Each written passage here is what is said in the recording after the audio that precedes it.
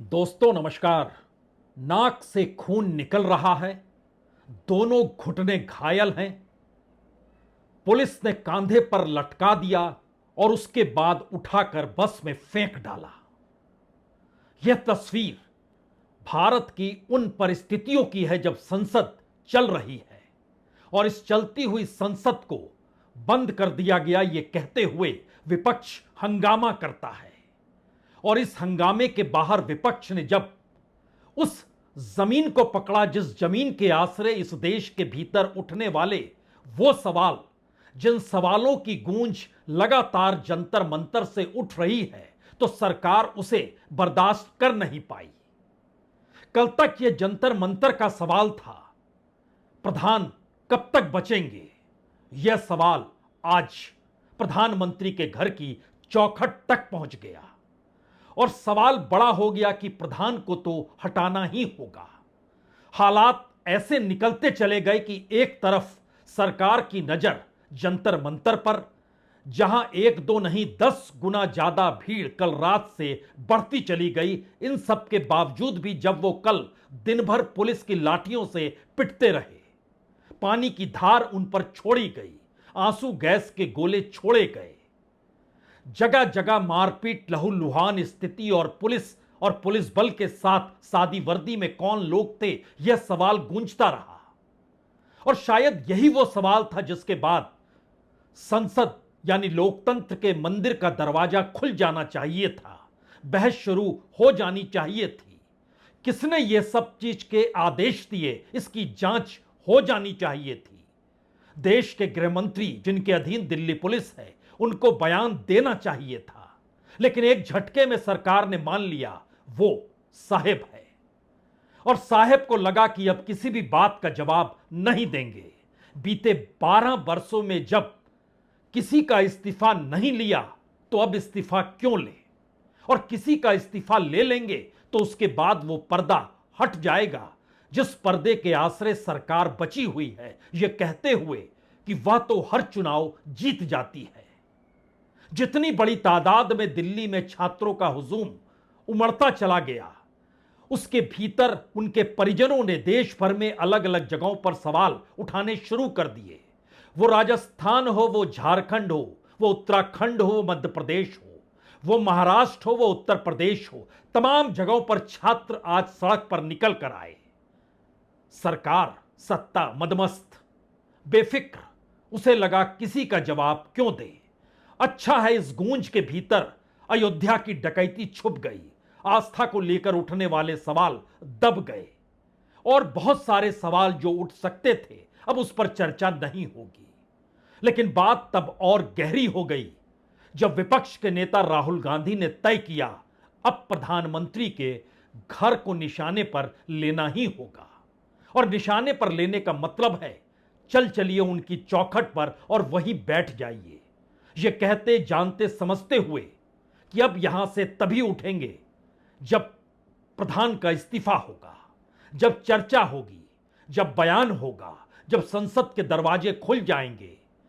और सरकार हड़बड़ाते हुए एक झटके में प्रधानमंत्री कार्यालय में मौजूद अपने मंत्री जितेंद्र सिंह को भेज देती है, कहती है जाके बात कीजिए, उन्हें बोलिए चर्चा करेंगे, जनहित के मुद्दों पर चर्चा करेंगे। जनहित का मुद्दा कल संसद में बाढ़ को लेकर गूंज रहा था। पता नहीं अब सत्ता और सरकार के जहन में कौन से सवाल होते। राहुल गांधी ने वहां पर जितेंद्र सिंह को बैरंग लौटा दिया, यह कहते हुए लौटाया बिना इस्तीफे के बात बनेगी नहीं, आपको इस्तीफा लेना पड़ेगा। और दूसरी तरफ लाल दीवारों में कैद सरकार ने कहा बिल्कुल नहीं, 12 बरस में जो नहीं हुआ वो अब कैसे कर दें। हालात बिगड़ गए और इन परिस्थिति में एक झटके के भीतर एक नए तरीके की हवा चलती हुई दिखाई देने लगी, जहां पर कानून नहीं, लोकतंत्र नहीं, जहां पर तानाशाही की हद थी, कोई खास निर्देश था। एक एक करके गिरफ्तारी और बस में ठूसना तो ठीक है, लेकिन उसके बाद विपक्ष के नेता राहुल गांधी को एक झटके में जिस तरीके से उठाया गया, वहां पर जो मारपीट हुई, जो भी अफरा तफरी मची, उन परिस्थितियों के बीच एक ऐसी स्थिति बन गई जहां पर यह साफ लगने लगा अब सरकार उठाने की मुद्रा में आ चुकी है। जिसे चाहे वहां से वो उठा सकती है। कल छात्रों की पिटाई हुई, आज राहुल गांधी को कुछ इस तरीके से उठाया गया।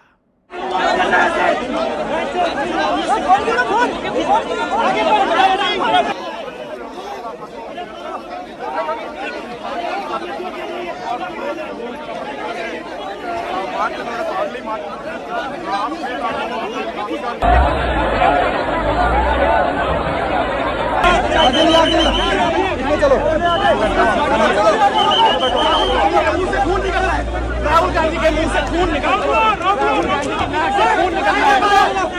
गांधी की नाक से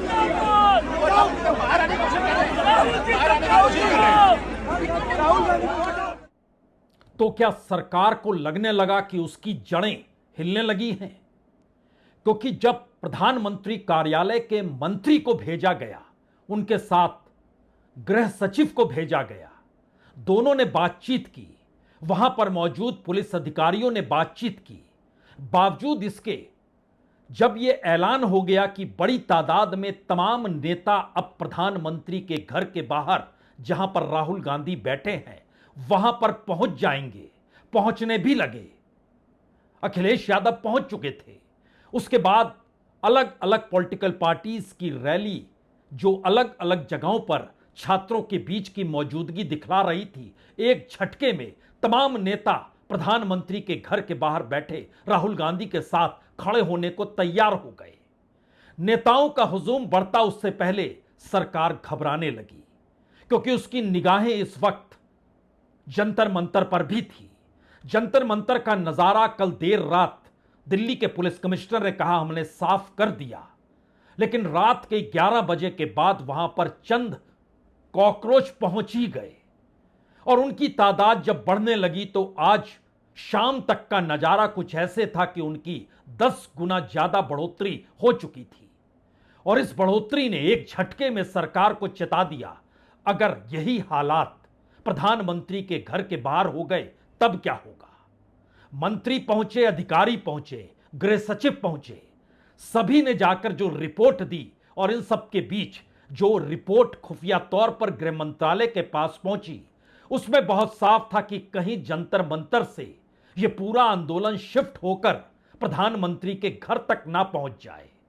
क्योंकि कल जब लाठी चार्ज हुआ, आंसू गैस के गोले बार बार मारे गए, उसमें सवाल यही था कि सुरक्षा व्यवस्था गृह मंत्रालय के अधीन है, तो फिर गृह मंत्री खामोश क्यों है, वो सामने आते क्यों नहीं। और सुबह सवेरे राहुल गांधी ने यह सवाल उठा दिया, अगर अमित शाह कुछ कर रहे हैं तो वो पूरी रिपोर्ट प्रधानमंत्री को देते हैं, इसीलिए अब ना बख्शा जाएगा अमित शाह को ना ही प्रधानमंत्री मोदी को। इस्तीफे के बीच में सिर्फ प्रधान एक प्यादा तो नहीं है। यह सवाल जब सुबह उठा, एक बार फिर सत्ता सरकार की जड़ें हिलती हुई दिखाई देने लगी और घर के बाहर बैठे राहुल गांधी और उनके साथ नेताओं का हुजूम जिस अंदाज में था, वो जो नारे लग रहे थे वहां पर, जो तालियां बज रही थी वहां पर, जो आक्रोश और जोश वहां पर नजर आ रहा था, अगर उसको और उसके तुरंत बाद जो राहुल गांधी के साथ बर्बरता पूर्वक जो पूरी कार्रवाई की गई, अगर दोनों को मिलाकर देखिएगा तो एक झटके में पहला सवाल आपके जहन में यही होगा, कल छात्र शायद बच गए, उन्हें बहुत कम पिटाई हुई, बच गए वो छात्र, क्योंकि अंदेशा तो और भयावह है। तो क्या सब कुछ इस दौर में जिन हाथों में कमान है वो इस देश के कानून को, लोकतंत्र को, बहस मुहाइज को कुछ भी नहीं देख पा रही है? यह परिस्थिति तो पहले नहीं थी। शायद इसीलिए प्रधानमंत्री निवास के बाहर की स्थितियों को एक बार देखिए। गुंडागर्दी नहीं चलेगी, नहीं चलेगी। अमित शाह तेरी गुंडागर्दी नहीं चलेगी, नहीं चलेगी। मोदी तेरी गुंडागर्दी नहीं चलेगी, नहीं चलेगी। मोदी तेरी गुंडागर्दी नहीं चलेगी, नहीं चलेगी। मोदी तेरी गुंडागर्दी नहीं चलेगी, नहीं चलेगी। अमित शाह तेरी गुंडागर्दी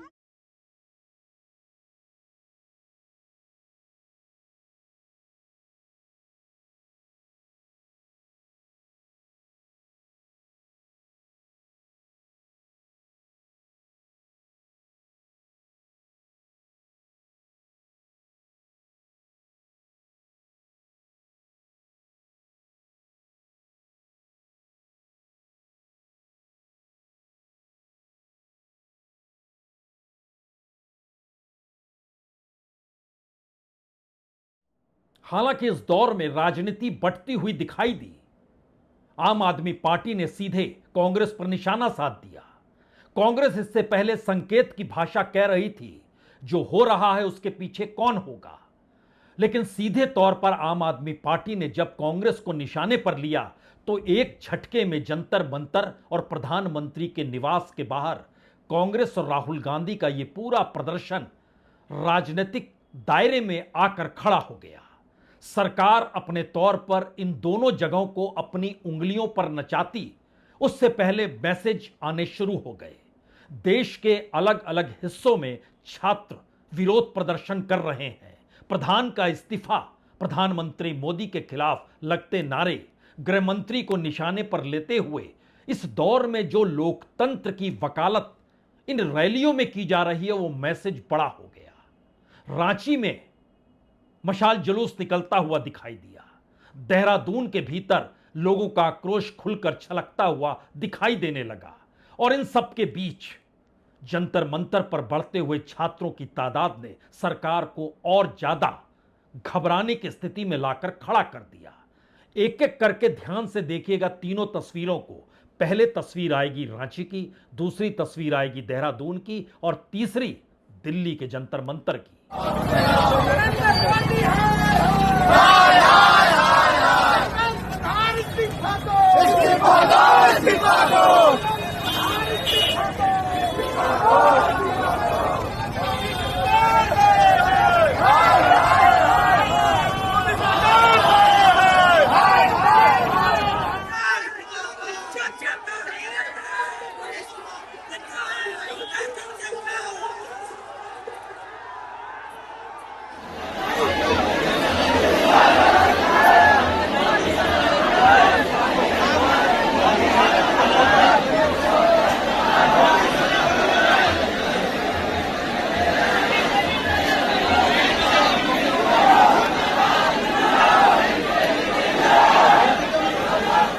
दरअसल देश भर के भीतर का यह नजारा बहुत साफ तौर पर एक ऐलान है कि मौजूदा वक्त में पूरे देश के भीतर छात्रों का आक्रोश चरम पर है। वो समझ नहीं पा रहे हैं कि बातचीत किससे की जाए, बातचीत करने के लिए कौन उनके पास आएगा। जंतर मंतर पर यह ऐलान हुआ, अब हम सरकार के पास नहीं जाएंगे, सरकार खुद जंतर मंतर आए और हमें बतलाए। लेकिन हिम्मत करेगा कौन? सरकार के भीतर तो बंद कमरों के अंदर जो मंथन चलता है उसमें दिशा निर्देश एक ही होता है। सुबह सवेरे प्रधानमंत्री का निर्देश, उसके बाद गृह मंत्री का निर्देश, फिर उसके बाद प्रधानमंत्री कार्यालय से निकले मंत्री हों या फिर अधिकारियों की पूरी फौज हो, सब अपने अपने लिहाज से सिर्फ अपनों के बीच घिरकर अपनों की सत्ता को बनाए रखने का जिक्र कर रहे हैं। इसीलिए जमीन पर पटके जा चुके राहुल गांधी, जमीन पर लहूलुहान पड़े राहुल गांधी, जब उनसे पत्रकारों ने पूछा कुछ कहेंगे, उनका जवाब एक ही था, लोकतंत्र बचा नहीं है।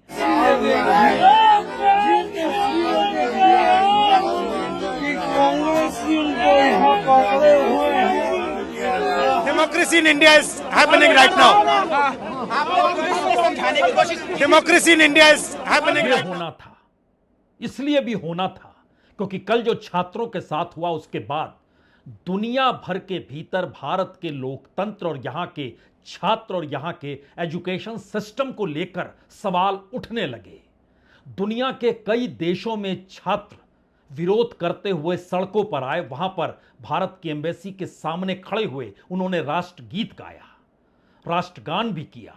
और इन सब के बीच अब यह सवाल देश के भीतर बड़ा हो गया कि अगर संसद चल रही है तो फिर संसद के भीतर बहस क्यों नहीं होती है? कोई भी मंत्री बनता है तो उसकी कोई जवाबदेही क्यों नहीं होती है? और क्या यह मोदी सरकार का एक ऐलान है खुला, हम किसी का इस्तीफा नहीं लेंगे और जो हमने गलती की है उसे सुधारने की दिशा में कदम उठाएंगे, जिसका जिक्र बार बार जितेंद्र सिंह ने किया, जिसका जिक्र बार बार सरकार कर रही है, अधिकारी कर रहे हैं। हम सुधार तो करते हैं, तो अगला सवाल यह भी है, अगर इस्तीफा नहीं हो, अगर जवाबदेही से मुक्त हो और अगर सुधारना ही सब कुछ हो, तो ये रिफॉर्म और सुधारने की परिस्थितियों में इस देश के लोगों के साथ जो कुछ हो रहा है उसकी जिम्मेदारी लेगा कौन? और जब जिम्मेदारी नहीं है तो फिर सब कुछ तो हथिया लिया गया, तो फिर जनता भी बचेगी कैसे? लेकिन पहली बार इस देश की शुरुआत 23 लाख छात्रों से होती है जो नीट की परीक्षा देते हैं। उसका अगला सवाल सीबीएसई की परीक्षा से जुड़ता है जहां 18 लाख छात्र परीक्षा देते हैं। उसके बाद एक एक करके जुड़ते हुए हर राज्य में हर पेपर को लेकर लीक होती हुई परिस्थितियां इस देश में तकरीबन 1 करोड़ 10 लाख छात्रों को एक सामूहिक तौर पर समेट लेती है। यानी हर छात्र के घर में झांक कर देखिएगा तो मानकर चलिए कि वहां पर लगभग 5 करोड़ लोगों की मौजूदगी आपको नजर आएगी, अगर वह मां बाप के अलावे एक भाई या एक बहन का भी परिवार होगा। अब जरा उन परिस्थितियों की नब्ज को पकड़ने की कोशिश कीजिए। आखिर क्यों सरकार थरथरा रही है? क्यों सरकार ने हमला विपक्ष के नेता राहुल गांधी को भी घायल करने की दिशा में उठवा लिया? क्यों अखिलेश यादव को भी बख्शा नहीं गया? क्यों इस दौर में जंतर मंतर पर बढ़ती हुई भीड़ सरकार की धड़कनों को बढ़ा रही है? क्यों इस दौर में देश के गृह मंत्री कहीं नजर नहीं आ रहे हैं? क्यों प्रधानमंत्री संवाद नहीं बना रहे हैं जो खास तौर से बड़े प्रेम के साथ छात्रों से मिलते थे और परीक्षा पर चर्चा करते थे? एक झटके में सब कुछ गायब क्यों हो गया? क्या ये गद्दी ना जाने देने की परिस्थितियों का जन्म लेना है? क्या ये एक ऐसी परिस्थिति है जहां संविधान को लेकर उठते सवालों के बाद अब संवैधानिक संस्थानों के साथ अब लोकतंत्र के मंदिर को भी बख्शा नहीं गया? वहां भी कोई सवाल नहीं उठेगा? ये सारे सवाल अंधेरे में गुम हो जाएंगे शायद इस बार, ऐसा लगता नहीं है, क्योंकि जिनके आसरे भारत का भविष्य है, जो खुद अपने भविष्य को अंधेरे में पा रहे हैं, वो सिर्फ और सिर्फ उस उजाले की तलाश में दिल्ली पहुंचे हैं। अपने अपने शहरों में जंतर मंतर उन्होंने इसीलिए बनाया है और विपक्ष के नेता के तौर पर राहुल गांधी ने खुली चुनौती सोशल मीडिया के जरिए मोदी सरकार को यह कहकर दे दी, अब न्याय होगा, बख्शेंगे नहीं। और जब तक छात्रों को न्याय नहीं मिलेगा, संघर्ष हर हद तक जारी रहेगा। शायद ये 12 वर्षों में पहली बड़ी मुनादी है जिसमें विपक्ष की राजनीति भी छात्रों के पीछे खड़ी है और छात्र भी टकटकी लगाकर सत्ता, सरकार, संसद और विपक्ष के नेता को देख रहा है। इसका मिला जुला स्वरूप कल क्या होगा, शायद और भयानक भी हो सकता है। बहुत बहुत शुक्रिया, बहुत बहुत शुक्रिया।